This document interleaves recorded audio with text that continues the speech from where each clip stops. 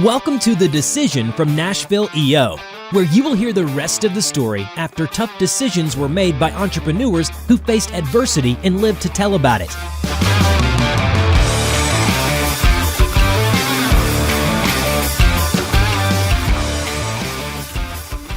Welcome to The Decision, the podcast by EO Nashville, by and for entrepreneurs, where we talk about all the battles and the decisions and the disasters and all the other things that happen and the good stuff that happens and how we use the organization, the other people in the organization to get better. And with me, speaking of better, my partner in crime, Mr. Robert Hartline. I'm here. I am here. I had a colonoscopy yesterday. That was fun. Oh, yeah. Isn't that fun? It was a lot of fun. Yeah. Yeah. Well, I mean, until recently, I really did not like fasting. But now that I've got one coming up, it's like, no big deal. No big deal. There's other stuff that sucks about it. But, yeah. The not eating's probably the best part. Anyway, what a great way to start a podcast. Absolutely. With us today, Amanda Stone, EO member, Palmingo Yes. Pool. Palmingo Pool. Yes. So, and I'm looking at dates here. Mm-hmm. You started a company post-COVID, and less than 2 years later, you became an EO member. It's kind of reverse. So, yes. Okay. So I had another business for 11 years, and it was an event management and production company.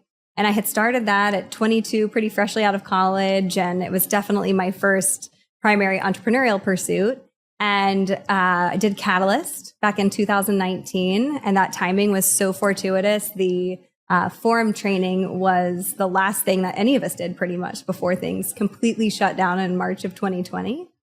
And getting into EO through that was definitely a goal that we were working towards. And I'm pretty sure I was probably like the lowest revenue applicant ever, because the second we exceeded $1 million, my application was essentially on its way to EO.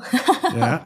And so I actually qualified for EO with a separate company, but I was already starting to kind of feel that entrepreneurial pull of seeing what else I could do and accomplish since I'd been in the events industry for so long. And then COVID. Yeah. Yes. Well, how come you started? What was the reason for starting the event business? How'd you get there? Great question. So when I was growing up, my parents owned a couple of motels, like roadside motels. And it's not the sexiest business in the world, but they came to everything. They were super involved. We ate dinner together all the time. They came to all of our performances and games. And I just recognized the lifestyle that they had as business owners, though not always glamorous, was really aligned with what I wanted, especially in the life phase that I'm currently in. And so I knew I always wanted to work for myself, but I didn't know you had to particularly come up with an idea behind that desire to work for yourself. And so I'd had it in the back of my head, and I had other ideas, like being a dolphin trainer in Oklahoma, which was, had some issues with that potential execution as a kid, Yeah. But eventually when I was in high school, the events industry clicked. It seemed Okay, you were like a good dolphins. fit. No, that was my dream. Whenever I was a kid, I was brainstorming business ideas, and that was one. And it's wasn't an idea worth pursuing, but ultimately, I knew I wanted to work for myself, and I thought of the events industry first as something that aligned well with my core skill set, which at the end of the day revolves a lot around project management. So what about events appealed to you at that time? Yeah, I think that for events, at my high school, it was a college preparatory school in Oklahoma, and you have to do an internship in order to graduate. And I picked the events industry thinking, that sounds fun. It sounds like it could be very, very social experience. It's, creating something that doesn't exist and something that's, potentially glamorous. Events are not glamorous, by the way. But ultimately I did that internship, and it turns out that the person I was working for was really not good at her job. So a wedding was my first event, and she was outside chain smoking and putting a dent in the wine, tab. And I was inside 18 years old, just running the show of the reception. And I loved it, and actually kind of loved the autonomy of being able to do it my way. So the events industry stuck. I went to Vanderbilt. That's how I ended up moving from Oklahoma to Nashville. And during my time at Vanderbilt, I just got as much internship experience as I could. CMA, Destination Nashville, a lot of different organizations in the area who are really known for putting on great events. So got a lot of experience with that and just kept going after graduation. Did you work for Destination Nashville? I was an intern. Yes. That is where I learned that you can more effectively remove candle wax from the inside of a candle by freezing it first. I learned that recently too. Yeah. It could be functional. So, and I know that organization, and it's very culture focused. How did that experience as an intern influence you as a business owner? Oh, yeah. So, I think that one thing that Destination Nashville does really beautifully is it's a big emphasis on professionalism. And that really transcends all facets of it. I remember my boss through that internship telling me that one time her flight was delayed and she scrambled her way into the office. And somebody had mentioned to her, that's why you always should keep an extra suit in your car. And I was like, oh, wow, that's a whole nother level of preparedness. But yeah, it was a great experience. But kind of what I did with my internships is I always had two. And typically it would be one that I really wanted for the experience, and then one that was a great experience, but also paid. And so I was kind of that dream intern that wasn't around too much. You know how interns can kind of be around too much in some cases? I was around just enough to get all of my work done and to be like a welcome sight that could be helpful, but not so long that, you start to irritate people asking what all you could take care of for them. What was your ideal event that you loved to craft? Oh, yeah. So when through the company, the events company, we got to do a lot of different events here and in other cities. I'd say that one of our sweet spots would be construction-related events, which is how I ultimately ended up being inspired to make my career dovetail. But we did a lot of grand openings, which I think was a great combination of creative design, creative experiences, heavy on the logistics. We weren't just planning a 2-hour event. It was often a full weekend, starting from when that person left their home in a different city, traveled here, had multiple days of experiences, and then returned home. And, with both memories and maybe something cool in the mail arriving. And then also big production focus. So I did a lot of stage management and calling cues and just keeping the actual show rolling too. So that was often fun to have remarks and entertainment woven into that. And did you fall out of love of that? Or what caused you to think about something else? I'd been doing it for a long time, since I was in high school. And I still love events, and it was such a great experience. And I have so many cool things that I was able to do because of that. But ultimately what happened was during COVID, we pivoted. And I had just been talking about how I wanted a challenge and then drops COVID into our laps. And honestly, it was a very alive time. It was very exciting. We pivoted our clients. It was a lot of that, just in the moment, helping people in a way where they're desperate and confused. And we pivoted all of our clients. We had our most successful year in 2021 coming out of COVID. But what ultimately ended up happening is my business partner had a health crisis, and I ended up buying her out. We were a 50-50 partnership. And then she left. And then in the meantime, another one of our employees was recruited away by Google, who was one of our clients. I just was kind of looking around thinking, not only have some key people around me moved on, but a lot of people in the industry were having to move on without a choice. They were furloughed, people who'd been in the industry for 10, 20 years. And it was ultimately just that reminder, and that time of life where so many people were kind of wondering, do I still love this? And I do, I love it. But I'd kind of, in the words of my former business partner and current, one of my best friends, kind of lost my spark about it. And I'm not someone who loses a spark and just lets that ride. I like to find that spark and ignite it again and find that next thing. I think a lot of people found that in COVID. It was this moment in time where you were like, do I have to do this forever? Do I have to go to an office? I could do something else. Yeah, it's a super introspective time for people, and also highly motivating. There are a lot of people with 9-to-5 jobs that all of a sudden felt that they had the time or the motivation to start, pursuing something that they might have been tinkering with in their minds for years. Mm-hmm. And I think everybody we've interviewed has mentioned COVID at some point during this process. Mm-hmm. And so, you go from events to essentially a construction company. Yeah. What did that process look like? Yeah. Well, one thing I loved about COVID is that it was an opportunity to reconnect with people that aren't woven into just that convenience relationship. A lot of our relationships are rooted in convenience. They're people that you see at, your hobbies, or not that I have hobbies, I have 3 young kids, but school pickups, neighbors. But in COVID, you could be really intentional about people you were spending your time with, because a lot of it was virtual. So whenever I was reconnecting with certain friends and having really deep conversations about where they were in life, I found myself recommending construction to a lot of them. And finally, I started to listen to myself. Maybe it's me. Maybe I want to be in that field. And so ultimately, I'd been thinking about this business for years, which seems random, but doing a lot of construction-related events. Oftentimes, events are not very visible until it's there. Right. With construction, everyone has seen construction going on. So I would often draw a lot of parallels with our clientele. Hey, we're kind of like a general contractor. Here's what we do, and here's how we prepare.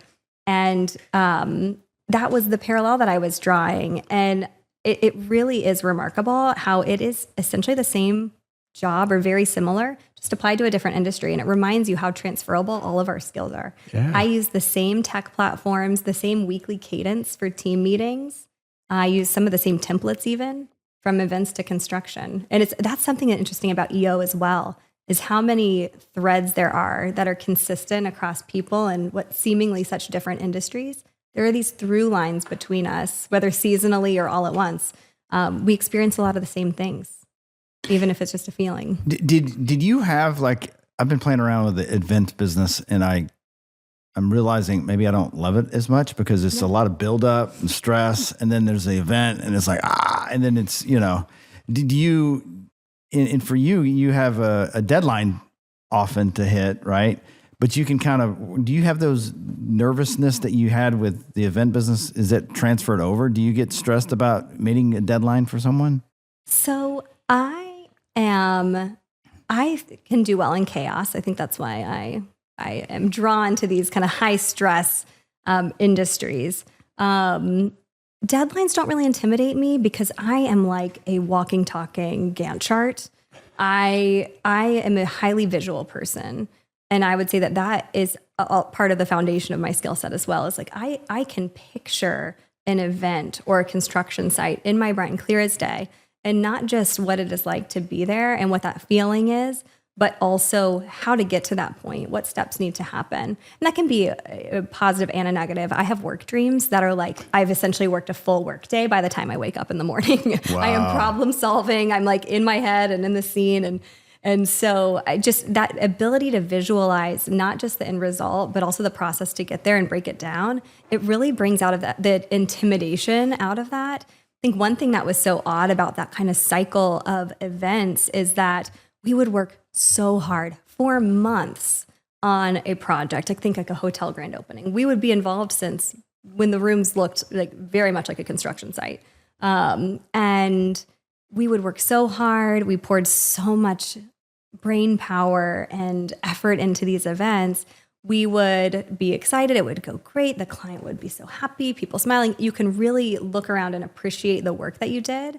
And then all of a sudden you're in the parking lot, high-fiving your team, be like, okay, see you in a couple of days. Sometimes the clients would just go off their radar for 2 weeks, and we're like, where did they go? Is everything okay? And then they'd resurface and they'd say, so sorry, I took a few days, and then I've been catching up on all my other projects. It just is, again, a reminder of how quickly life moves too. But everything was great, thank you. Let's start next year. It was this weird cycle of energy, the peak and then the total drop off, like you said. Yeah. And it's a bit disorienting. It's crazy to go from that super high energy to like being sweaty or a little dirty in your car from that loadout, clean up. When you were doing the event business, how did you find purpose in that part of the business? Because you would put on these big events and build all this excitement, and then that would happen. So what made you get up every morning and do it every day? Say the people. I think part of my purpose there is that I, for better or worse, can handle the load of a lot of stress. I am a problem solver at heart. Problems do not intimidate me lack of collaboration, lack of ability to think outside the box. That is what might concern me. But I'm a big believer that we can make our way through anything. It's all about turning that no into a how.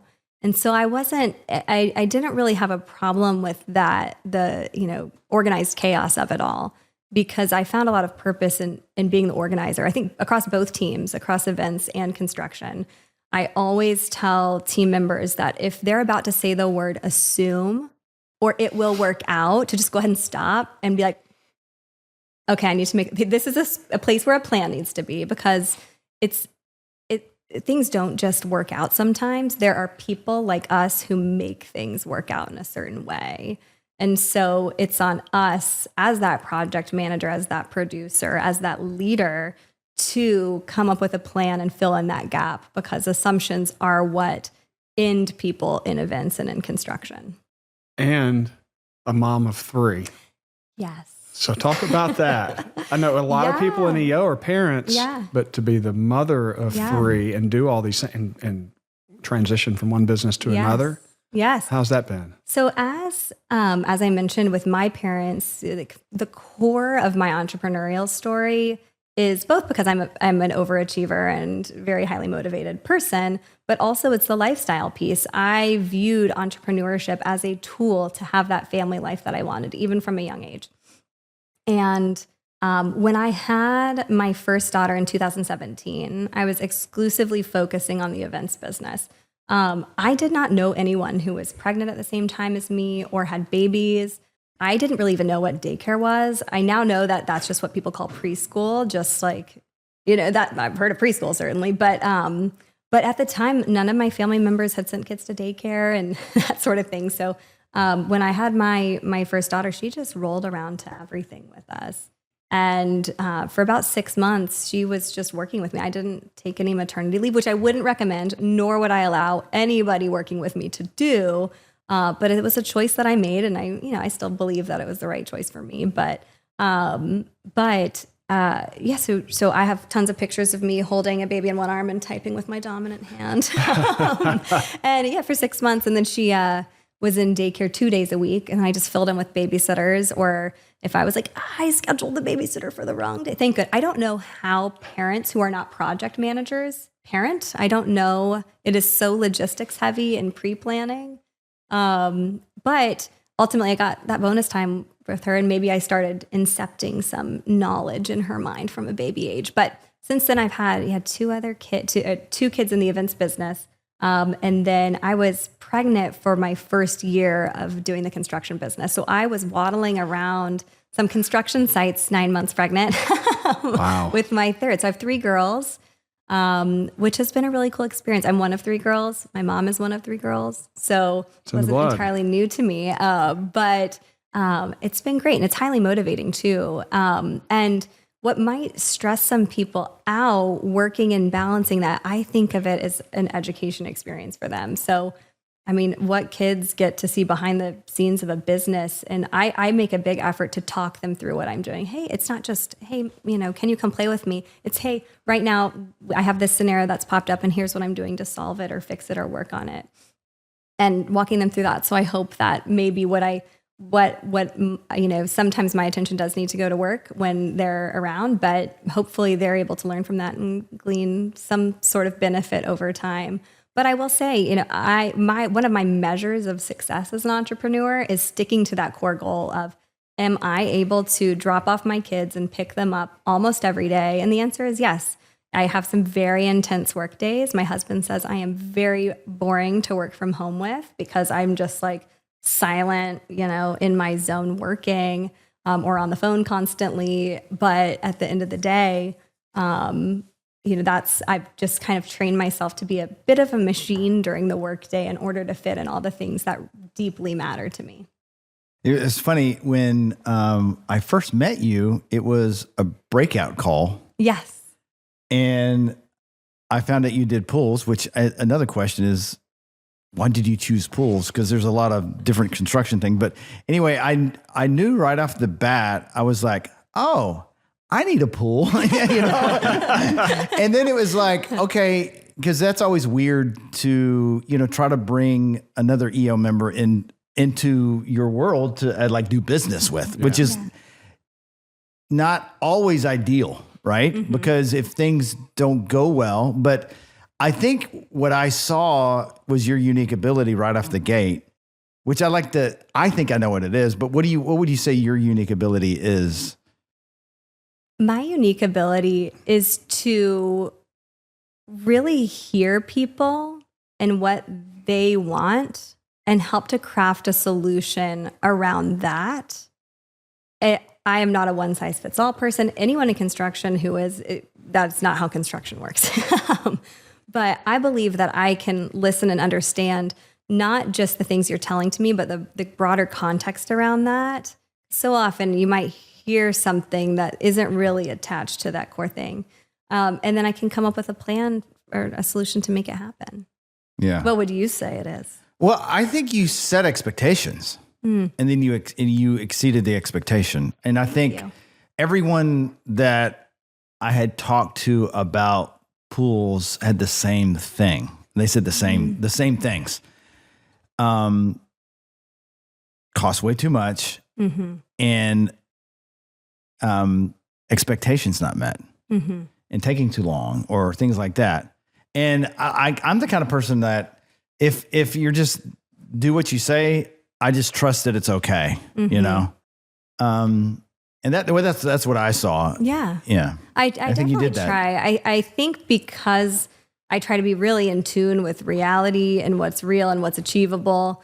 I think that you have no choice but to be transparent in this industry if you want to be successful at it, because it is not fun. It is very difficult to show up day after day after day. These are long working engagements, and you really can't fake that. You can't fake the end result. You can't fake the process. Like, it is real and it is experienced. And so I think that setting expectations and then delivering on them, or if there's anything along the way, being transparent, communicative, and collaborative around that, and solution-oriented is a Did you look around your competitors before you started a pool company? Did you kind of look around and say, where do I fit? Did you do any kind of analysis on that? Or So I moved to my house in Brentwood 8.5 years ago, and we live on a slope. Anyone who's ever been there, they cannot help it. They walk in the front door and they say, "Wow, your driveway." It's like you can't not comment on the driveway when you come to my house. So to say it's a complicated construction site is an understatement. But when we were looking at our house, our realtor said that he had shown the house to a few other families, which to me immediately means, what are we missing? And he said, "You couldn't put a pool in here." And I am so stubborn in some ways. And I do not like the word no for any reason. And I started immediately thinking, can you really not put a pool in for some reason? Or just, is there no one who's thinking in a non-traditional way when they look at what a pool yard is? So then with that, I'm as a business person, I didn't want to get stuck in a house that I could never sell to anybody else. So I did start doing some research into pools back in 2016. And what I found were several websites where the pools and the photos all looked kind of the same. The yards looked the same. It was a lot of seeing the same thing. And I thought, man, a lot of yards here are either sloped or difficult to access. Think about all of the homes that have been torn down and rebuilt as all of the HPRs. There are so many people in Davidson County, Williamson County, and beyond that either have a slope or have a smaller space. And so my initial thought behind starting Palmingo Pools was kind of like the misfit toys. What are the difficult sites that require extra problem solving? What are the inaccessible spaces where we need to get a little extra creative? We ended up working with a lot of people who were told that they could never have a pool in their space. And so I intentionally, for our first product, I sought out a product that could be installed in a semi-above ground sloped solution, but it wasn't an above ground pool. And so I wanted to solve that problem of people who have non-traditional yards. But then as we started to connect with other people, all these other problems rose to the surface. Oh, I was talking to a guy for a couple of weeks and all of a sudden he just ghosted me. Or I can't find anyone who I trust, or this guy was, spitting dip in my front yard as we were trying to talk.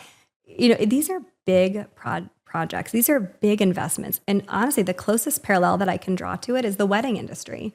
With the wedding industry, that's often, this is money that has been saved for this specific purpose. It's high pressure. Same for a pool. People are not making this investment willy-nilly. They're wanting to work with somebody that they can trust, who's not going to let things spin out of control, cost-wise or, end result-wise. I approach construction with the same pressure that I would put on myself as an event. It has to go, every step of the way needs to be lined up correctly. Nothing can be brushed under the rug. And that reminds me, I had my kitchen completely gutted recently. And your analogy of construction is like the event industry, that resonated with me. Because every day was an event when you saw what changes happen. So in a way, I get that, right? Yeah. It's what you're doing is on display every day, and people are wanting to know, well, why did you do this? Or I thought this was going to happen. And that just adds to the complications, right? It sure does. It does. And actually, my kitchen is currently gutted, and so I've been managing my project, which has actually been fun because I am in my head thinking, okay, well, this person had a real life delay today, and it doesn't. I'm on the project manager side and on the client side, and it's been actually really fun and helpful. I keep telling the team on our calls, okay, this happened and it made me think this way, and then I realized that whenever there's momentum on a project, it's so exciting, and then the inspections happen and the work stops for a second. That's less exciting by the day. I know in my project, I am driven by the results. Even if it's dirty, even when drywall goes in, I'm excited because I'm like, okay, this mess is welcome. But eventually come like day 2, day 3 of the mess, I'm like, okay, when can we start putting this back together? And the same thing for our projects, Oftentimes we do a pre-construction meeting where we reiterate just how disastrous these yards are going to be while we are working in them. But there's nothing to prepare you for that. And oftentimes they're, bring on the mess. I'm so excited for the mess. That means progress. But it starts to wear on people. And similarly, in business, if you're working with someone and you stop hearing from them for a little time and you start to lose visibility, it's easy to lose trust in that. I think we had an SAP come to our forum recently, and he shared this great quote with us that was, if you're not building trust, you're breaking it. There is no equilibrium. It is either being built through your actions and your words and showing up and your results, or it's breaking it, because the story that people tell in their heads is that you're not getting the attention for your project, or that something is awry. So, as business owners, to always be committing to building trust instead of breaking it. There's no neutral when it comes to trust. Yeah, that's a good point. What's a big decision that you had to make and you brought in your firm to help you navigate that? When I was considering a career change, I was doing, I had been doing Catalyst, and then I was doing Catalyst Bridge. And I told my Catalyst Bridge forum, I'm thinking about starting another company. This is back in 2020. Like, oh, don't do it. The shiny object syndrome that a lot of entrepreneurs face. But in my mind, it helped me see why it was the right decision for me. And it made me, there was some validation in that, because the forum was like a mirror reflecting back on me, all the things that could go wrong, or all these kind of tales of caution. And I still felt ready for it. And so that was very validating to me. So I think going through this transition in careers, so I was in Catalyst Bridge when I was thinking about starting the company. And then I was NEO in my forum, and they knew me as somebody with 2 businesses and juggling in that way. And so my forum was there for me through that whole career transition. And even when I was able to sell the events company to an employee. So it was really nice to have those voices who had been along for the ride. And so now, if I remember this correctly or interpreted it correctly, you're thinking about that again? Oh, starting another business? Yeah.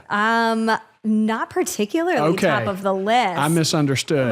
But I was like, man, she's adventurous. I would say that I'm adventurous with business, and, never say never in the future. I don't feel like my work is done in pools. I did recently, I took the exam to broaden my GC license beyond pools into full residential and large scale commercial. So that was humbling to be carrying around textbooks again. But I'm glad to have that test behind me.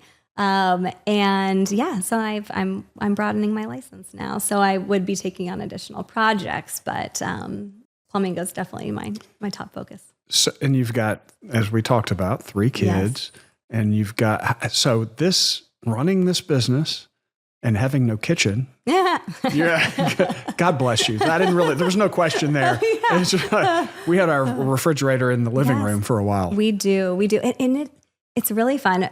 My husband and I laugh sometimes because he'll be making their lunches and he has a camping light on his head. And it just cracks me up because it does feel like we're camping sometimes. Yeah. And so we're taking it with a grain of salt. It's a good sense of humor goes a long way. I think also the preparedness, like leading up to the renovation when we were packing our stuff and being so strategic, it was fun. It was like a project together. And my husband, Steven, he set us up. I mean, honestly, like who needs a kitchen when you have the setup we have? It's 2 folding tables that we use to tailgate for Vanderbilt football games.